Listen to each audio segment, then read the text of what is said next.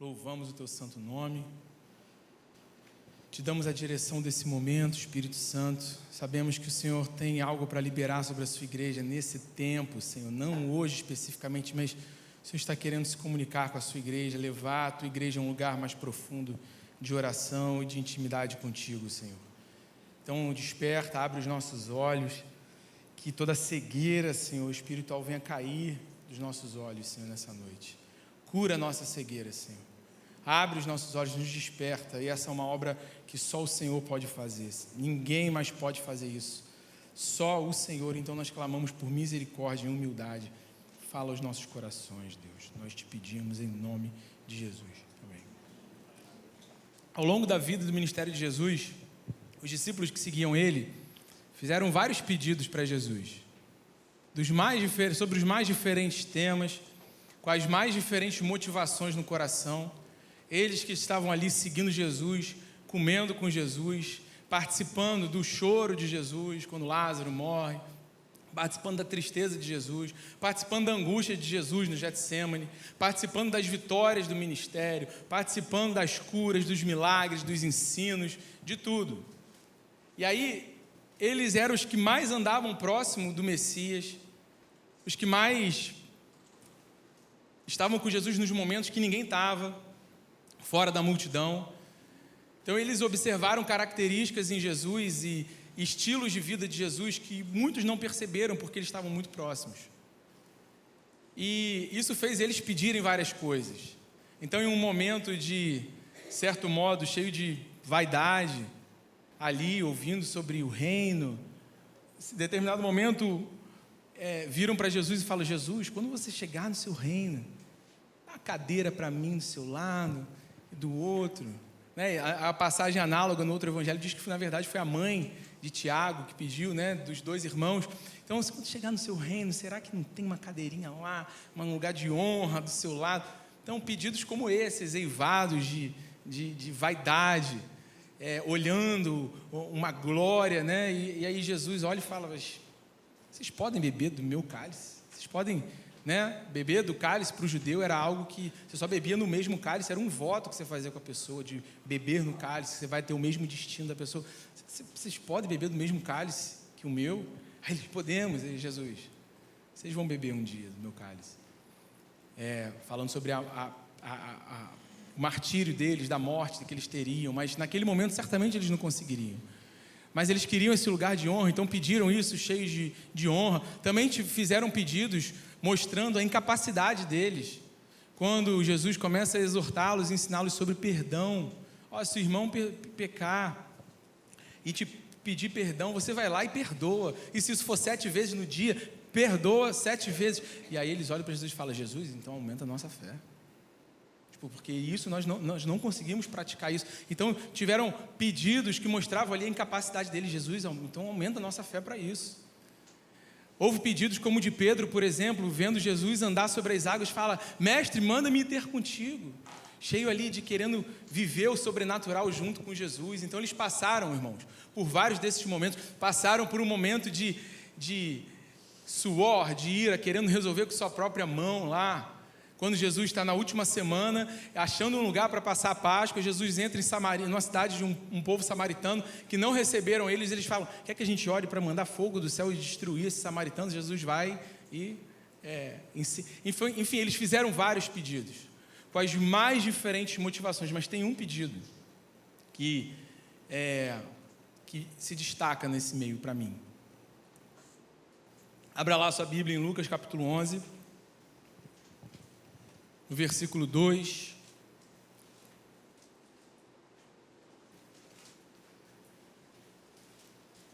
eles chegam até Jesus e falam: Jesus, então ensina-nos a orar. Ensina-nos a orar, assim como João Batista ensinou os discípulos dele. Então, esse pedido que eles fazem, Jesus ensina-nos a orar. Irmãos, não foi um simples pedido, não foi um simples versículo solto aqui no capítulo 11 de Lucas, que a propósito dos evangelhos, é o que mais retrata essa vida de oração de Jesus. Os relatos exaustivamente sobre a vida de oração de Jesus estão em Lucas. Esse pedido dos discípulos de Jesus, ensina-nos a orar, foi resultado de algo que eles viram na vida de Jesus, o que eles viam em Jesus. Eles viram um Jesus que, por exemplo, se você abrir a sua Bíblia lá em Marcos capítulo 1, versículo 35, que via Jesus jejuando, abrindo mão do alimento que era lícito. Lá em Marcos 1, 35 diz assim a palavra: tendo se levantado de madrugada, quando ainda estava escuro, Jesus saiu e foi para um lugar deserto e ali orava. Então ele via esse Jesus que priorizava o primeiro alimento dele do dia ser um alimento espiritual, ainda de madrugada, os outros ainda estão dormindo, e ele acordava ali, sem se alimentar, jejuava para se alimentar espiritualmente. Eles viam na vida de um Jesus que para ele era mais importante ter os momentos dele de oração do que o seu grande ministério público diante da multidão. Eles viam um Jesus que recorrentemente ele se retirava do meio da multidão, dava sempre a multidão afluindo, apertando, comprimindo, querendo tocar, querendo receber, e Jesus ali, o que era priorizado para ele em muitos momentos não era o seu ministério público, não era o servir ao outro ali, era estar diante do Pai em oração. Então, se você abrir lá em Lucas 5, agora vem um monte de texto de Lucas que a gente vai ler, Lucas 5, 15 e 16. Porém, o que se dizia a respeito de Jesus se espalhava cada vez mais, e grandes multidões afluíam para o ouvir e para serem curadas de suas enfermidades. Jesus, porém, se retirava para lugares solitários e orava. Então eles viam esse Jesus que priorizava isso, que priorizava a oração.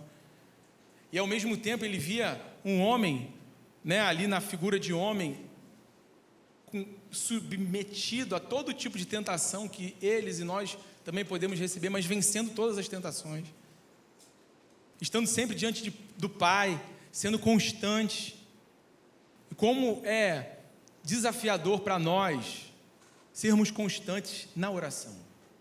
E eles olhavam para um Jesus e viam Jesus sendo constante na oração.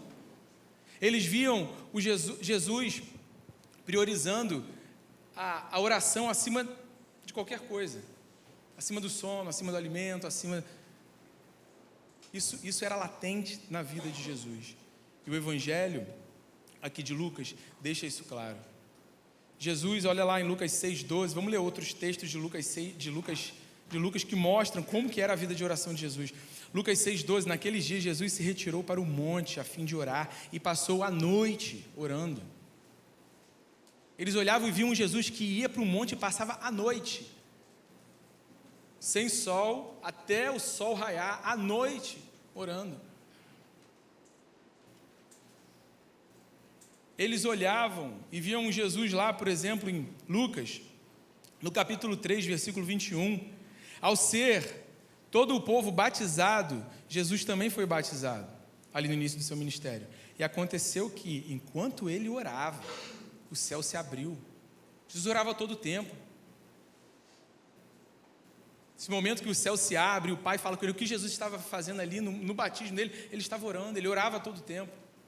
Se a gente olhar Lucas 9, 18, e aconteceu que enquanto Jesus estava orando em particular, achavam-se presentes os discípulos a quem perguntou: quem as multidões dizem que eu sou? Então eles chegavam lá, de repente, Jesus estava sozinho, chegava, o que Jesus estava fazendo?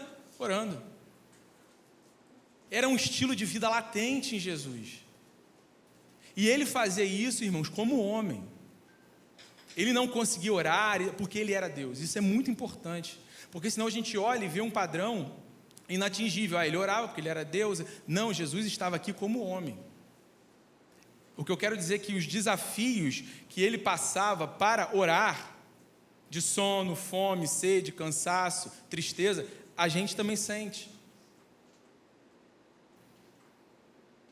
Olha lá, Lucas 11, 1, mais uma vez, como que no Evangelho de Lucas é recheado desses relatos sobre a vida de oração que Jesus levou. Lucas 11, 1, Jesus estava orando em certo lugar. E quando terminou, um dos seus discípulos lhe pediu: Senhor, ensina-nos a orar. Foi o versículo que nós começamos a ler. Diversas vezes eles pegavam Jesus em particular orando, viam Jesus se retirar da multidão para orar, viam ele acordar antes do sol nascer, em jejum para orar, viam ele subir um monte, passar uma noite inteira orando. Chegavam, viam Jesus em particular, o que ele estava fazendo? Orando. No dia do seu batismo estava no seu ministério público, orando. Então essa pergunta, quando eles olham e perguntam a Jesus, Jesus, ensina-nos a orar. É quase que como um complemento, porque a gente não... Isso está vivo na sua vida, Jesus. Ensina-nos a orar, Jesus. E esse, irmãos, tem que ser o nosso pedido. Jesus, ensina-nos a orar. Eu vou além.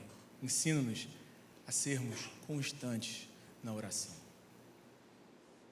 Nós, como cristãos, irmãos, precisamos de constância na oração. É algo básico na vida do cristão que a gente deve perseguir. E não devemos deixar de lado sem analisar nossa vida de oração. Mas você não está sozinho nisso. Isso é um problema muito antigo. Desde os tempos que o mundo é mundo. Se a gente olhar, por exemplo, vocês lembram lá Deus falando com o profeta Ezequiel na época? Porque quando a gente fala de oração, além, obviamente, de um estilo de vida de oração, acho que todo mundo aqui concorda que o dia que o sapato aperta, aí todo mundo corre para orar. Aquele que tem a vida de oração de pé, aquele que não tem a vida de oração de pé, corre para orar. É um problema, você, né? Pastor Isaías até pregando no domingo passado falou, né? Quantas vezes vem um problema, você vai, não, Senhor, agora eu vou. Quantos já não prometeram, Senhor, agora que você me livrou dessa, você vai lá, ora, clama, o Senhor vem, faz você agora, e depois... Mas é um problema antigo já. Na época do profeta Ezequiel, Deus virou para Ezequiel e falou assim, Ezequiel, parafraseando ali no capítulo 22, quase que o mundo está se acabando, a cidade vai ser destruída, Ezequiel, e eu não achei nenhum para se colocar na brecha. Não tinha um, Ezequiel, para entrar na brecha e clamar para que eu não viesse e não destruísse a cidade. Não tinha ninguém constante em oração naquele tempo. Nesse tempo dos profetas, lembra lá de Joel capítulo 2, que termina falando que derramarei do meu espírito sobre toda a carne, mas ali no início do capítulo 2, Joel, no versículo 17, existe um lugar vazio de oração na congregação, no povo. Tanto que Deus usa o profeta Joel para olhar para o povo, especificamente para os sacerdotes, e falar, onde vocês estão? Tem um lugar vazio entre a porta do templo e o altar, está vazio esse lugar. Onde estão aqueles que vão entrar nesse lugar e vão clamar, poupa o seu povo, Deus? Deus fala através do profeta Joel ali, especificamente para os sacerdotes. Então a falta, irmãos, de constância na oração é um problema do ser humano. Dentro do povo de Deus, a gente vê isso desde lá de trás. Falta de permanência, falta de constância. Eu acho que eu já trouxe esse exemplo aqui uma vez, mas quando a gente olha os textos correlatos de Atos 1, 1 Coríntios 15, a gente consegue ver que, de Atos 1 tinham 120 no mesmo lugar, mas 120 foram os que sobraram. 120 foi uma sobra. 120 foi uma sobra de mais de 500. Que Jesus, quando morre, antes de ir assunto aos céus, no período da quaresma, até o Pentecostes se cumprir, naquela festa do Pentecostes, naqueles 40 dias, o que Jesus passa naqueles 40 dias? A gente tem alguns relatos de Jesus aparecendo para muitos, para os 2 no caminho de Emaús, para os discípulos com medo ali dentro do cenáculo, ali com a porta fechada, para as mulheres. Jesus, ele foi aparecendo para quê? O texto bíblico mostra para a gente. Ele apareceu, e aí em 1 Coríntios 15, 5, 6, isso fica claro, que, vamos ler lá 1 Coríntios 5, 6, e apareceu a Pedro, que é Cefas aqui, né? E depois aos 12, depois foi visto por mais de 500 irmãos, de uma só vez, dos quais a maioria ainda vive, porém alguns já dormem. Para que Jesus ficou aparecendo nesses 40 dias? Para lembrar para eles: fiquem perseverantes, fiquem em Jerusalém, até que do alto vocês recebam poder, que vocês sejam revestidos pelo Espírito Santo. Há uma promessa para se cumprir ainda. Isso vai se cumprir, só que durante 40 dias eles precisavam permanecer juntos, unidos em oração. Era uma promessa que seria liberada mediante uma unidade em oração, e um espírito de unidade em oração. Então Jesus aparece a mais de 500 irmãos de uma só vez, e ele vai aparecendo para todos eles para lembrar os dois no caminho de Emaús lá. Você não está sabendo? Jesus entra no meio, mas você não está sabendo o que aconteceu? Jesus, não, o que está acontecendo? Não, você não sabe, mas crucificaram aquele que era o Messias, e agora a gente já não sabe mais o que. Aí Jesus, mas calma aí, você não lembra da lei? Você não lembra do que está escrito? Olha como que está escrito. E aí depois os olhos deles se abrem. Mais de 500, mas quando a gente chega em Atos 1,15, diz lá que havia 120 no mesmo lugar. Mais de 400 pelo menos aí perderam o maior avivamento da terra ali, naquele momento de estar ali, pela falta de constância, de perseverança na oração.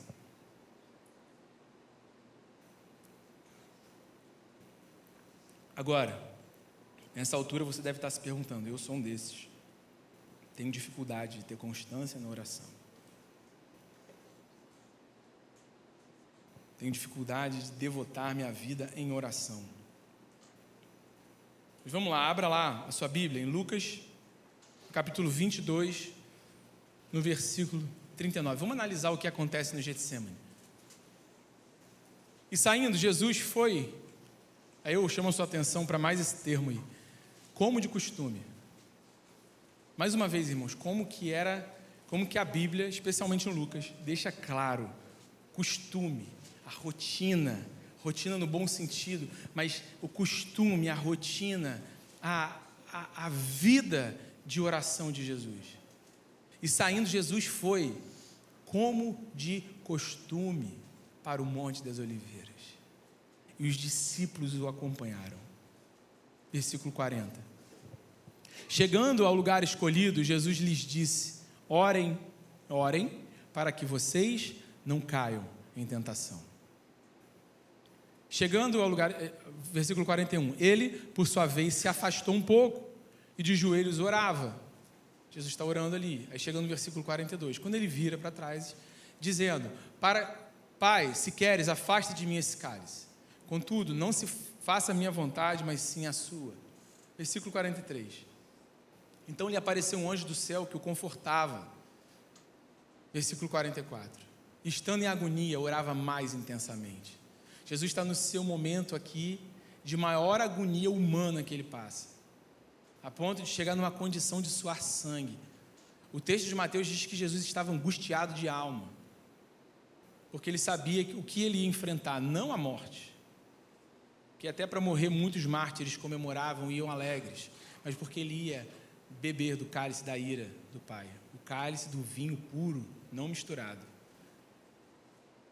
Estando em agonia, orava mais intensamente. Aconteceu que o suor dele se tornou como gotas de sangue caindo sobre a terra. Versículo 45. Jesus está no seu momento mais agoniado, humanamente falando. Seria rompido a ponto do Pai virar o rosto, porque todo o pecado da humanidade estaria sobre Jesus ali.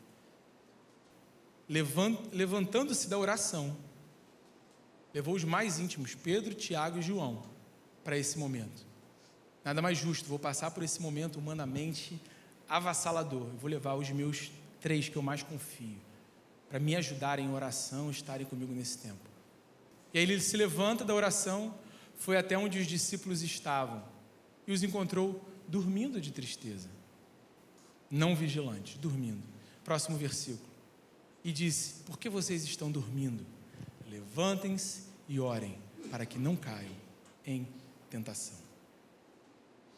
E aí os discípulos, mostrando a incapacidade humana e nossa de perseverar em oração. O Getsemane mostra isso na vida dos discípulos. Mas espera lá, porque os discípulos não tinham algo aqui ainda. Mas nós temos. E eles só receberam mais tarde. O que faltava a eles? lá em Lucas capítulo 11, nesse mesmo que nós começamos a ler no início da mensagem, quando os discípulos olham para Jesus e começam a clamar a Ele: Jesus, ensina-nos a orar. E Jesus ensina o Pai Nosso a eles. Aí Jesus depois conta uma sequência de parábolas. E Jesus faz um questionamento lá em Lucas 11, capítulo 11, versículo 11. Se vocês... Qual de vocês que é pai aqui, que se um filho lhe pedir pão, você dará uma pedra? Ou se ele pedir peixe, você dará uma serpente? Ou se o seu filho te pedir um ovo, você dará a ele um escorpião? Se vocês, sendo maus, sabem dar boas coisas aos seus filhos, quanto mais o Pai Celestial dará o Espírito Santo a quem pedir, a quem clamar. Os discípulos não tinham o Espírito Santo ainda aqui. Depois que Jesus vai, ele é liberado e eles recebem o Espírito Santo. Irmãos, nós temos o Espírito Santo dentro de nós.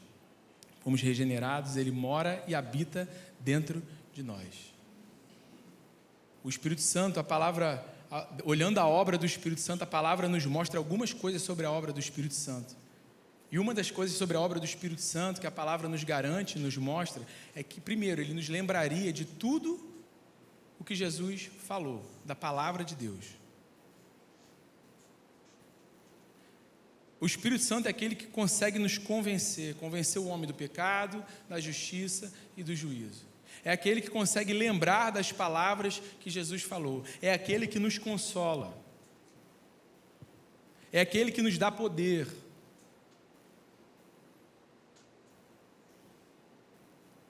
O Espírito Santo habita em mim e habita em você. Quanto mais frágil está o meu relacionamento com o Espírito Santo em oração, mais fraca vai ser a minha vida de oração.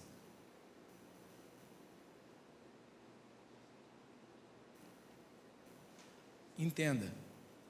Abra lá em Romanos capítulo 8. Versículo 26.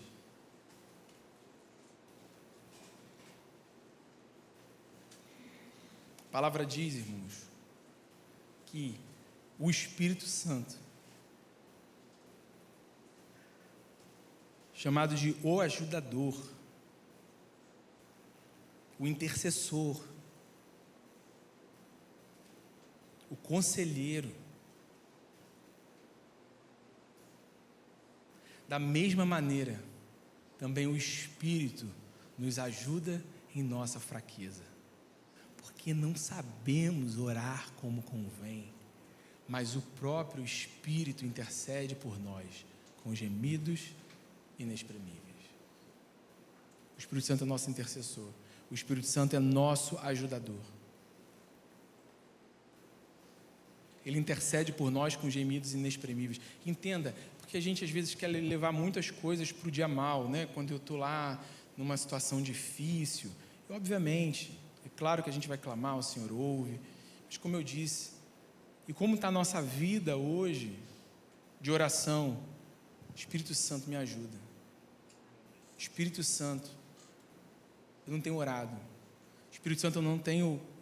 Às vezes, irmãos, isso é necessário, a gente orar, pedindo para orar para mostrar nossa incapacidade para o Senhor. Espírito Santo, me ajuda a orar. Jesus, ensina-me, Jesus, a orar.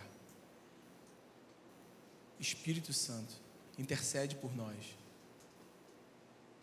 Quantas vezes você já passou na sua vida em um momento, agora levando mais para dias maus,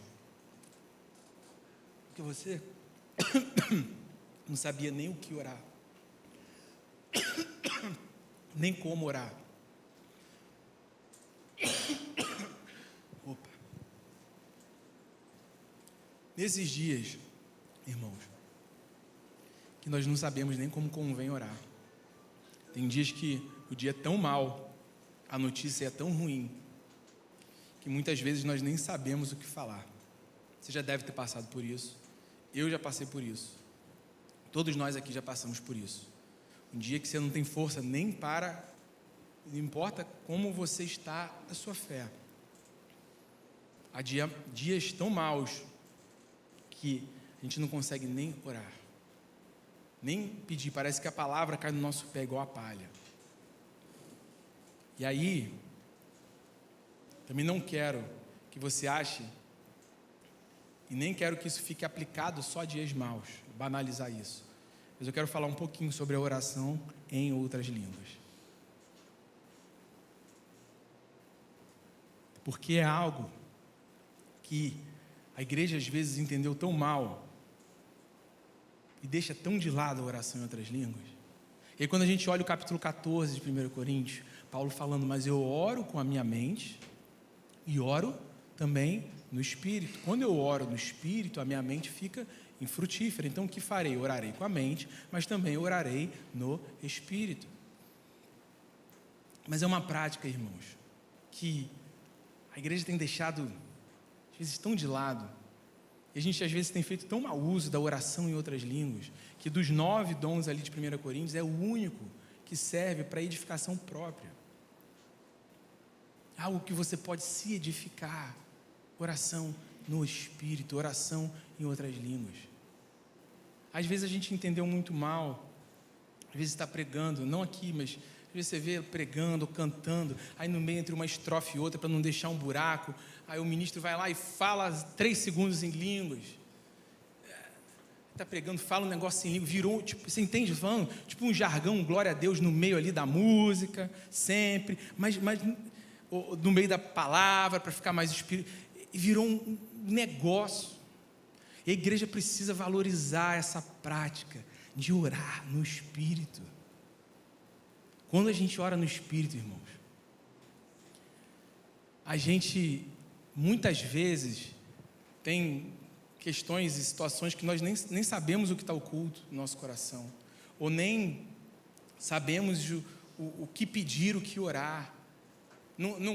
Quando eu oro com a minha mente, a gente alcança um limite.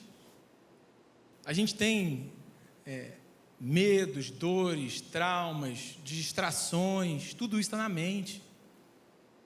Mas no Espírito, quando eu oro no Espírito, é como se fosse um bypass disso aqui. Isso aqui bypassa a minha mente. Eu oro e peço coisas que eu não seria capaz muitas vezes de pedir com a minha mente. E a mente não suporta isso. A nossa carne humana, a nossa mente, a nossa natureza, ela não suporta isso. Se você ora em línguas, ou se você vai voltar, você está sem orar um tempo em línguas, está negligenciando isso, se você voltar, em nome de Jesus eu espero, o Espírito Santo espera que você volte a essa prática. Você vai ver que quando você for dobrar o seu joelho hoje, ainda na sua casa, ou amanhã, para orar em outras línguas, você vai ver que a sua mente, ela não vai aguentar. E começa a própria mente falar, você está louco, olha o que você está fazendo.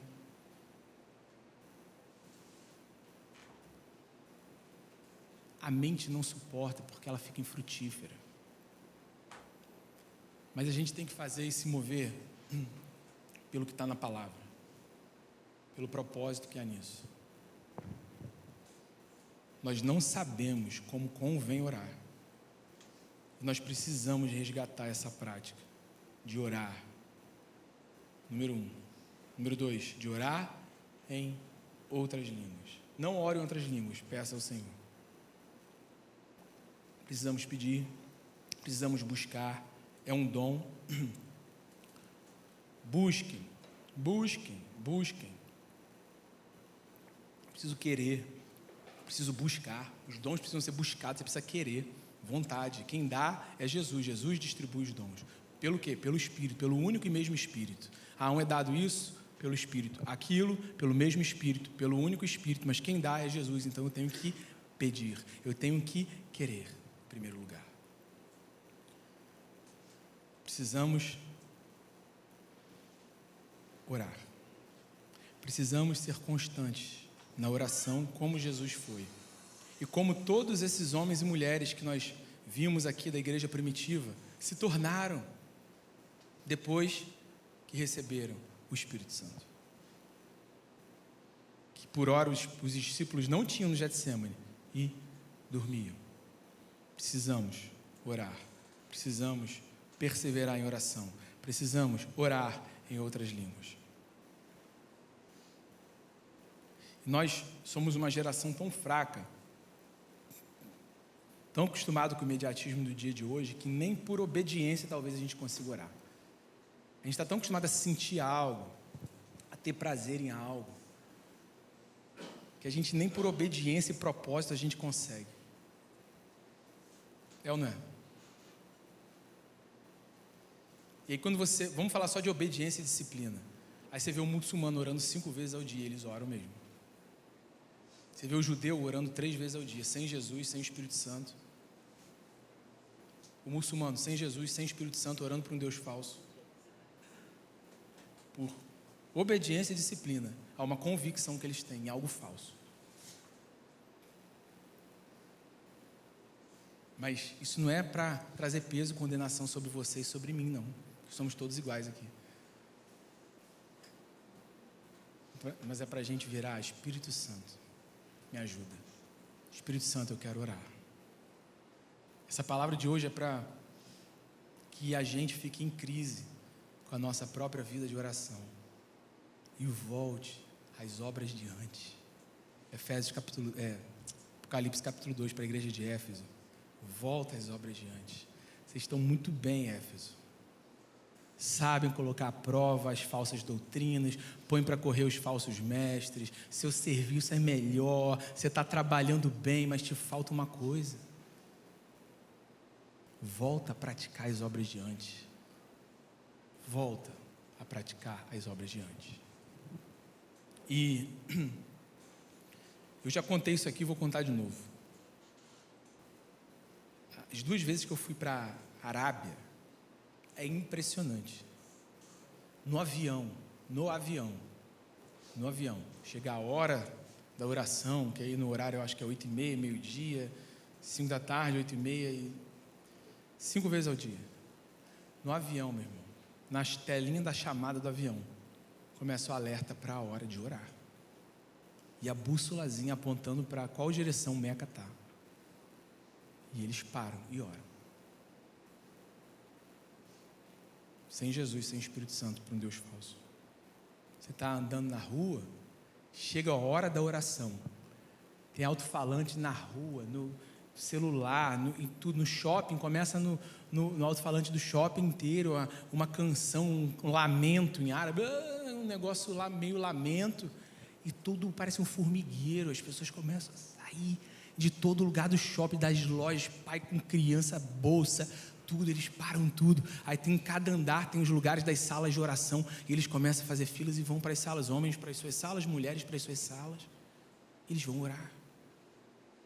E nós temos um Deus vivo, o Espírito Santo dentro de nós, mas nós temos negligenciado a oração. E número 2, negligenciado a oração em outras línguas. Mas Jesus trouxe essa palavra aqui nessa noite para a gente ficar em crise com a nossa vida de oração e voltar a orar como deveríamos. E eu quero, meditando, eu lembrei de um homem. Me veio ao coração um homem que foi um exemplo, embora seja um recorte, de perseverança na oração. Abra sua Bíblia no livro de Marcos, no capítulo 10, versículo 46. E esse homem era cego. E o nome dele era Bartimeu, e ele estava numa cidade chamada Jericó aqui nesse momento. Era uma cidade, esse milagre de Jesus, ele carrega um pano de fundo profético muito poderoso. Jericó era uma cidade que carregava uma maldição, desde lá de Josué capítulo 7, capítulo 6. Maldito seja aquele que reconstruir a cidade. Está lá em Josué capítulo 6. É uma cidade que ficava 400 metros abaixo do Mar Morto. Nada dava por ali. O Mar Morto, cheio de sal, não tem plantação, não tem nada. Era esse lugar meio morto mesmo. Jericó era essa cidade na beira do Mar Morto, sem muita coisa para frutificar ali. É nesse pano de fundo que tinha esse cego. Cego, não só cego, mas cego e mendigo. Porque além de não ver para onde ele ia, ele não tinha nem para onde ir, porque ele era mendigo também, chamado Bartimeu. Bartimeu está ali. Jericó era a última semana de vida de Jesus. Isso aqui são os últimos dias da vida de Jesus. Jesus está passando por Jericó porque ele está indo para Jerusalém para ir celebrar a Páscoa, onde ele foi crucificado, morto e ressurreto aos céus. São os últimos dias de Jesus aqui. Jericó era a última cidade, porque com os judeus com mais de 12 anos de idade, todos eles tinham que ir para prestar Páscoa em Jerusalém. Todos os que podiam, acima de 12 anos. Então a cidade virava um formigueiro, Jerusalém ficava em ebulição na semana da Páscoa. Jericó, idem, porque era a última parada das caravanas, as pessoas que vinham de todo lugar ali ao redor, a última parada era Jericó. Então ali você trocava dinheiro, você trocava os animaizinhos para levar para o sacrifício, era Jericó essa última parada. A cidade estava lotada, estava ali em ebulição, esse era o pano de fundo. Aí tinha esse homem cego, mendigo, chamado Bartimeu. Ele está ali sentado e aí ele ouve que Jesus ia passar, sem saber que eram os últimos dias de Jesus ali. E aquele homem, quando ouve que é Jesus que ia passar, ele começa a clamar. No versículo 46, e foram para Jericó. Quando Jesus saía de Jericó, juntamente com seus discípulos e numerosa multidão, Bartimeu, um cego mendigo, filho de Timeu, estava sentado à beira do caminho, e ouvindo que era Jesus, o Nazareno, começou a gritar: Jesus, filho de Davi, tenha compaixão de mim. E muitos o repreendiam para que se calasse, mas ele gritava cada vez mais: filho de Davi, tenha compaixão de mim. Jesus parou e disse: chamem o cego. Chamaram então o cego, dizendo-lhe: coragem. A multidão é muito bipolar, né? Fica quieto, não. Fica quieto. Jesus, ele gritava mais alto. Aí Jesus: chamem o cego. Coragem. Agora, desculpa. Coragem, levante-se, porque ele está chamando você. Atirando a capa para o lado, o cego levantou-se de um salto e foi até onde estava Jesus, que lhe perguntou: o que você quer que eu lhe faça? E o cego respondeu: mestre, que eu possa ver de novo. Então Jesus disse: vá, a sua fé salvou você. E imediatamente passou a ver e foi seguindo Jesus, estrada afora. Esse homem está ali nesse contexto, com esse pano de fundo espiritual, entenda? E aí ele começa a orar, ele começa a clamar ali, e a multidão começa: fica quieto, ele começa a clamar mais alto, mas ele não clamava qualquer coisa, ele falava: Jesus, filho de Davi. E aí fica quieto, ele gritava mais alto: Jesus, filho de Davi. Isso incomodava, isso que esse homem gritava era muito revolucionário, porque é o cego, ele estava vendo algo que ninguém estava vendo ali, que os fariseus não estavam vendo, que os saduceus não estavam vendo, que os escribas não estavam vendo.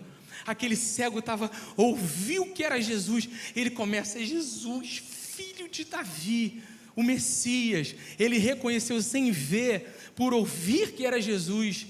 E para ele ouvir e associar uma coisa a outra, esse homem já estava ali ouvindo. Eu imagino como o coração dele estava em relação a ouvir as histórias de Jesus, o que Jesus estava fazendo. E esse homem certamente já tinha ligado os pontos pela humildade dele e pela busca dele. Esse é o Messias. E aí ele começa a gritar: Jesus, filho de Davi. Ele começa a gritar um escândalo ali. Começa a falar: é o Messias.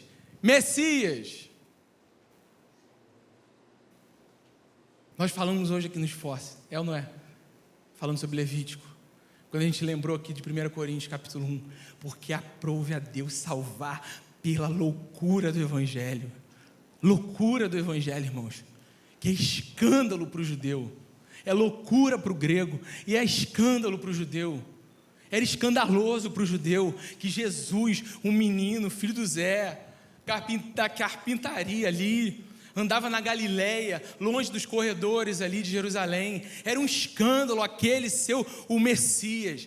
Era escandaloso isso. Escândalo para os judeus. Loucura para o grego. É loucura. Onde já se viu, eu para ter alguma coisa, eu tenho que perder minha vida. Onde que é isso? Isso não existe, perder para ganhar. Isso é loucura. Jesus fala, se vocês não comerem a minha carne, não beberem meu sangue, vocês não terão parte comigo. Loucura. Mas aprove a Deus salvar pela loucura do Evangelho. E esse homem cego estava vendo mais que os outros. E ele perseverou, e todo mundo falando contra, ele perseverou na oração dele. Jesus, você é o Messias, filho de Davi. E ele gritava mais alto, ele perseverou. Perseverou nesse lugar de oração. E ao perseverar nesse lugar de oração, Jesus chama ele. Jesus para e fala, chama o cego. E aí acontece algo profético aqui. Que ele levanta e larga a sua capa. E a capa, irmãos, para um cego, mendigo, se tinha uma coisa que tinha valor, para um mendigo que não tem nada. Você já viu que geralmente o morador de rua, ele anda muitas vezes com uma mochila, ou empurrando um carrinho, com um monte de coisa, um monte de quinquilharia, que a gente olha e fala quinquilharia. Um amigo meu, lembrei disso aqui agora, um amigo meu tem uma loja, ele começou a ver pela câmera, um cara que ia lá cortar não sei o que para roubar da loja ali do lado de fora, um cano, um negócio de cobre, e tinha acontecido mais de uma vez. E aí o sócio dele viu também, foi lá, deu uma dura no cara e levou a mochila do cara embora. E aí ele viu pela câmera, esse homem de rua aí, mendigo, cracudo lá, ajoelhado, botando a mão para o céu, desesperado, porque levaram a mochila dele. Aí esse meu amigo foi lá, pegou o carro, falou com o sócio, foi lá. No dia seguinte viu ele na câmera de novo, voltando no mesmo lugar ali com a mão para o céu. Ele voltou lá para devolver a mochila. Tinha meia dúzia de coisa ali. O cara ficou tão grato que ele ganhou aqui, porque recebeu de volta a mochila dele tinha uma camisa, ele falou que tinha uma camisa, tinha um pente, tinha... Isso aqui é muito profético. Quando o cego levanta e joga a sua capa para o lado, que é a capa que ele se cobria no frio, porque era mendigo, que ele se cobria no frio, que ele se protegia, tinha a poeira do deserto, tinha o frio do deserto.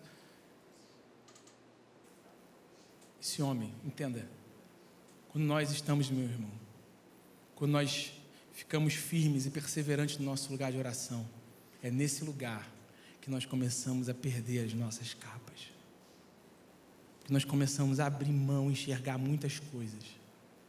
E é isso que o Espírito Santo quer construir na nossa vida, com a nossa vida de oração.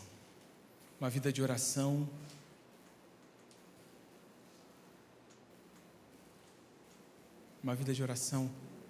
constante. Um estilo de vida de oração. Porque se a gente negligenciar e continuar negligenciando o básico, a gente pode querer falar de avivamento, de evangelismo, disso e daquilo, não vai dar. Temos que orar.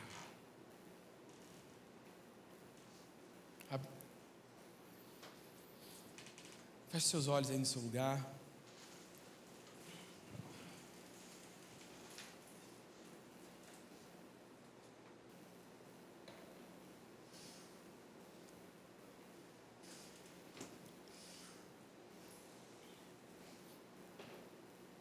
Jesus sabia o que aquele homem precisava, né?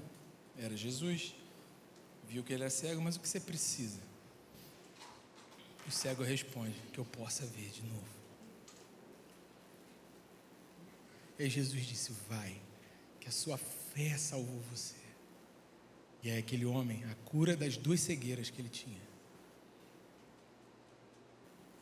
A cegueira física e a cegueira espiritual, porque ele gritava, Jesus, filho de Davi. eu comecei a enxergar algo que eu não estava enxergando, mas agora eu vejo que é você, o Messias, o filho de Davi. Mesmo sabendo, Jesus perguntou: o que você quer que eu faça? E o Espírito Santo está aqui nessa noite, nos fazendo a mesma pergunta: o que você quer que eu te faça? O que você quer que eu te faça? Ele sabe, irmãos, do que nós precisamos espiritualmente falando, do que é mais básico que nós precisamos.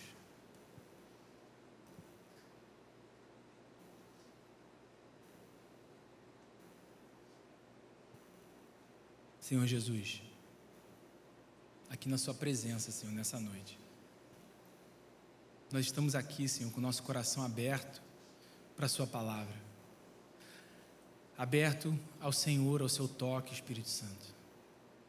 Assim como Bartimeu, o que você quer que eu faça, Bartimeu, para você? Eu sei que o Senhor está nessa noite a nos perguntar. Senhor, restaura as nossas vidas de oração, Senhor. Nós falhamos, nós negligenciamos a constância desse lugar. Nós negligenciamos a oração em línguas, aqueles que falam em outras línguas, oram em outras línguas. Podem estar negligenciando também esse lugar, Senhor, essa oração. Mas você nos trouxe aqui nessa noite, Pai, para a gente ficar em crise com a nossa vida de oração. Então, Deus, que todo peso venha a ser removido do nosso coração aqui nesse momento. Que no lugar de peso venha um desespero por orar, Senhor.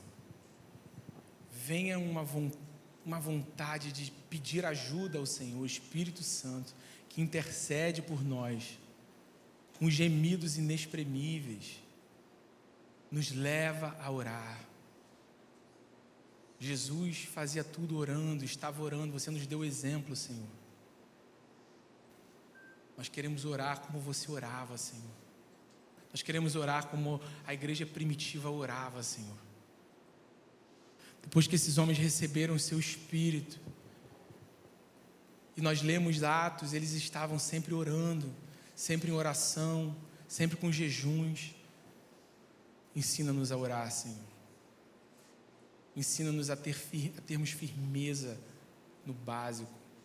Ensina-nos, Senhor, a orar por obediência à Tua palavra, mas que seja desvendado dos nossos olhos, Senhor, o prazer que há na oração, o prazer que há na Sua palavra, Senhor, o prazer que há na Sua presença, de entrar no quarto, ter um tempo em secreto, Senhor, com você, Pai.